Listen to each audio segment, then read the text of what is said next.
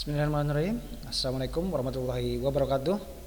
Bertemu kembali dengan saya Yayan Sopian yang akan menyampaikan materi tentang surat lamaran pekerjaan ya. Melanjutkan materi pertama yang waktu itu terpotong oleh libur Idul Adha. Baik, sobat-sobat tebar ilmu, kita akan langsung saja ke materi selanjutnya ya.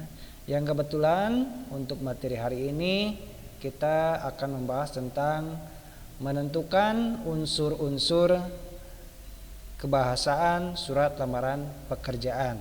Baik, dalam surat lamaran pekerjaan itu yang harus kita benar-benar pahami yaitu yang pertama di sini fungsinya itu memang untuk biasanya melamar pekerjaan pada instansi ya, baik itu kantor swasta maupun pemerintah. Maka untuk mempersiapkan surat lamaran pekerjaan tersebut harus benar-benar menggunakan bahasa yang bersifat resmi ya, bukan pribadi gitu. Kemudian bahasanya yang sopan dan tidak bertele-tele ya, seperti itu. Nah, baik. Pada dasarnya surat lamaran pekerjaan dibedakan dari berbagai sumber yang diperolehnya. Biasanya kita mengetahui informasi lowongan pekerjaan itu dari berbagai sumber. Nah, Bapak akan menjelaskan di sini ada sumbernya dari iklan, informasi seseorang, atau pengumuman resmi dari instansi yang membutuhkan tenaga ya. Nah, ini kalau lowongan pekerjaan tersebut datangnya dari iklan, maka kata kuncinya ada pada kata berdasarkan ya. Jadi berdasarkan iklan lowongan pekerjaan yang dimuat dalam harian, nah disebutkan tanggalnya, harinya, yang menyatakan bahwa lowongannya apa nih. Nah, ini jadi memang kita harus menyesuaikan ya, dari mana sih sumber lowongan pekerjaan itu. Yang pertama tadi dari iklan. Nah, kemudian yang kedua informasi seseorang. Nah, kalau informasi seseorang biasanya resmi juga. Nah, itu bisa disebutkan di sini menurut informasi dari Bapak. Nah, biasanya kan Bapak di sana itu bukan sembarangan. Jadi memang seseorang yang ditugaskan untuk mengumumkan lowongan pekerjaan gitu. Kemudian yang ketiga itu dari pengumuman resmi dari instansi yang membutuhkan. Nah, itu biasanya, nah kata kuncinya sama, yaitu berdasarkan pengumuman lowongan pekerjaan. Nah, ini jadi selalu kata kuncinya kalau dari iklan, dari pengumuman itu kata kuncinya berdasarkan. Kalau dari informasi seseorang itu menurut. Nah, kemudian yang keempat itu permohonan instansi pada lembaga pendidikan. Contohnya setelah mendapat informasi dari kepala sekolah. Nah, jadi disebutkan atau bapak siapa, ibu siapa tentang permohonan kerja begitu.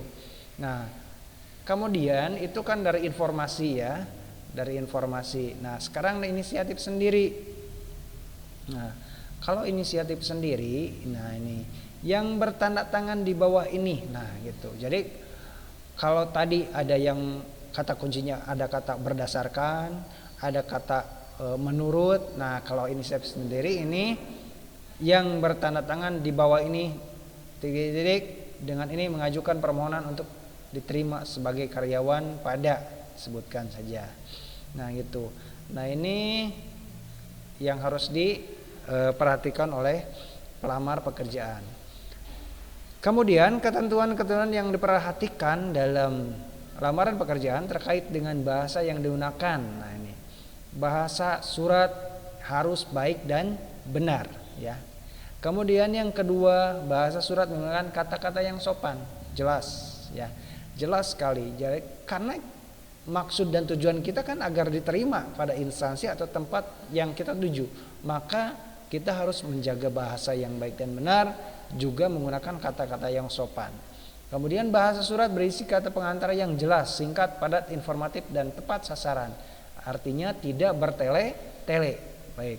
Kemudian nomor 4, bahasa surat tampak dari tulisan yang bersih, mudah dibaca, sesuai dengan kaidah ejaan. Nah, biasanya kalau seorang pelamar pekerjaan itu kan menggunakan kertasnya baru bersih. Nah, jangan kalah dengan kita membuat surat untuk seseorang gitu. Tulisan kita juga harus rapih dan terbaca, itu nomor 1. Kemudian nomor 5, melengkapi bagian-bagian surat dengan norma bahasa surat. Nah, pada pertemuan kemarin kita membahas unsur-unsur surat. Nah, itu jangan tertinggal satupun, dari mulai titik mangsa atau tempat tanggal sampai tanda tangan, begitu. Kemudian dalam kebahasaan, dalam surat teks, surat lamaran pekerjaan, itu harus menggunakan kata ganti persona. Nah, apa itu kata ganti persona? Itu berarti untuk individu, menggunakan kata ganti saya. Ingat, jangan menggunakan kata aku atau gue.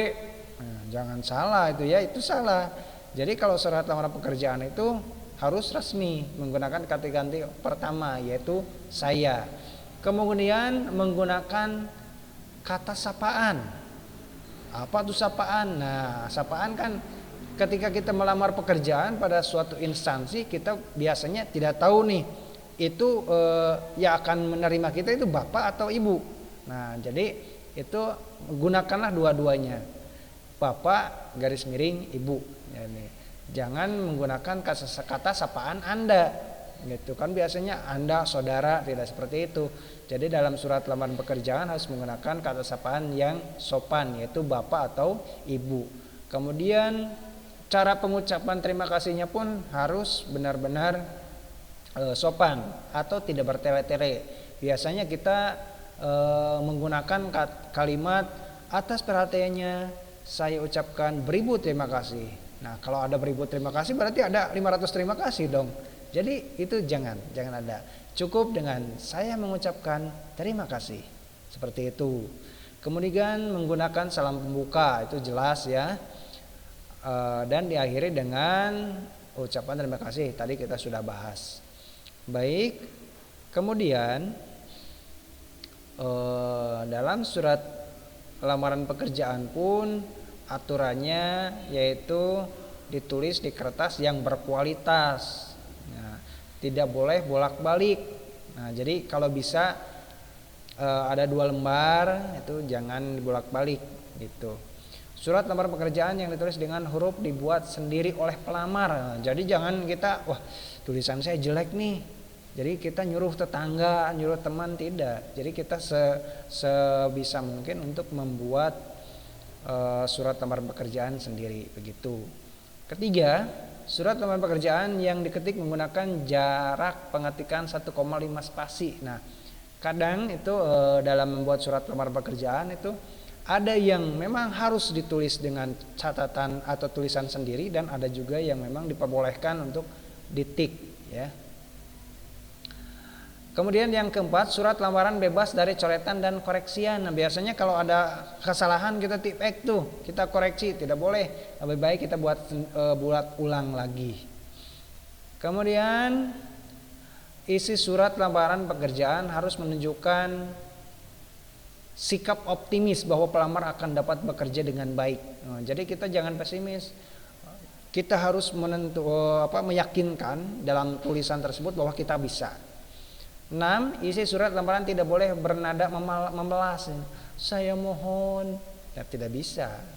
Pokoknya kita harus optimis, tidak bernada memelas. 7. Kata sapaan yang digunakan adalah bapak atau ibu ya. Tadi kita sudah bahas ya.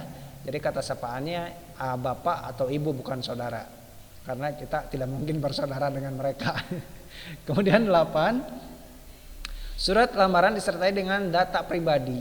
Nah, jadi ada data pribadi yang mendukung, ada riwayat hidup, ada pendidikan, pengalaman, prestasi, dan keterangan yang lain untuk mendukung bahwa kita akan bisa diterima di lembaga tersebut atau di tempat tersebut. Begitu. Nah, di sini apa saja sih yang harus kita hindari dalam surat lamaran pekerjaan? Nah, di sini hindari penumpukan gagasan. Nah, ini dari sini ya, ini ada contoh kurang tepat. Contohnya berkaitan dengan informasi lowongan pekerjaan di SKH Jawa, pos tertanggal. Nah, kok tertanggal sih? Ya jangan tertanggal, harusnya pada tanggal gitu. Nah, ini jelas ya perbedaannya. Di sini tertanggal, di sini pada tanggal begitu. Jadi ada penumpukan gagasan yang memang salah gitu. Kedua, hindari kerancuan bentuk aktif dan pasif. Nah, kita sudah belajar waktu SMP pun kita pernah belajar ada kalimat aktif dan pasif. Nah, ini. Demikian surat ini saya sampaikan dan atas perhatiannya saya mengaturkan terima kasih. Salah. Nah, kalimat efektifnya demikian surat ini saya sampaikan atas perhatian Bapak Ibu, saya mengucapkan terima kasih gitu. Kemudian bedakan unsur subjek dan keterangan ya. Contoh kurang tepat, dalam informasi lowongan tersebut membutuhkan staf kantor gitu. Yang harusnya dengan ini mengajukan sebagai atau bermaksud mengajukan sebagai gitu. Ya, bedakan pengantar kalimat dengan predikat. Nah, contoh kurang tepatnya tadi sudah. 5. Hindari kerancuan kalimat majmuk setara dengan kalimat majmuk bertingkat. Nah, ini kita akan pelajari ya, karena ini membutuhkan waktu yang cukup lama untuk kalimat majmuk setara dan kalimat majmuk bertingkat. Ini hanya sebagai contoh selintas saja agar terhindar dari kesalahan. Kemudian yang keenam, hindari kalimat mubazir. Saya adalah merupakan. Udah ada kata adalah ditambah dengan merupakan, mubazir. Jadi hindari. Jadi cukup dengan saya adalah pekerja keras yang sanggup bekerja dengan baik. Nah, jadi itu kata-kata yang optimis ya, agar kita bisa diterima di dalam instansi atau lembaga tersebut. Kemudian mohon maaf nih agak menghang ya. Sepertinya ini sudah beres materinya. Ya, kita coba lihat masih ada tidak? Iya, sudah. Baik, untuk pertemuan hari ini cukup sekian. Tetap semangat walaupun kita tidak tatap muka tapi hati kita berdekatan ya. Terima kasih. Assalamualaikum warahmatullahi wabarakatuh.